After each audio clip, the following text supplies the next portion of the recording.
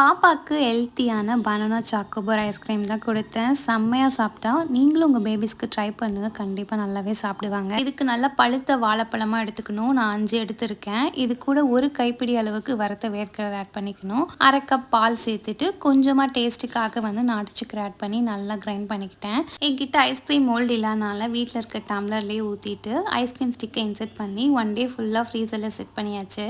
இதுக்கு dark chocolate 200 to 300 gram கிட்டே எடுத்துக்கலாம். நான் ரொம்ப கம்மியாக எடுத்தனால ஐஸ்கிரீமை உள்ளே போடும்போது சில இடத்துல சாக்லேட் ஒட்டவே இல்லை. அதனால் அதிகமாக எடுத்துக்கிறது எப்போவுமே நல்லது. சாக்லேட்டை நல்லா டபுள் பாயிலிங் மெத்தடில் மெல்ட் பண்ணிவிட்டு நல்லா சூடு ஆறுனதுக்கு அப்புறமா ஐஸ்கிரீமை அந்த கிளாஸ்லேருந்து எடுத்து அது உள்ளே டிப் பண்ணிங்கன்னா சூப்பராகவே இருக்கும். பார்க்க அந்த டெக்ஸ்சர் அவ்வளோ நல்லா இருந்தது.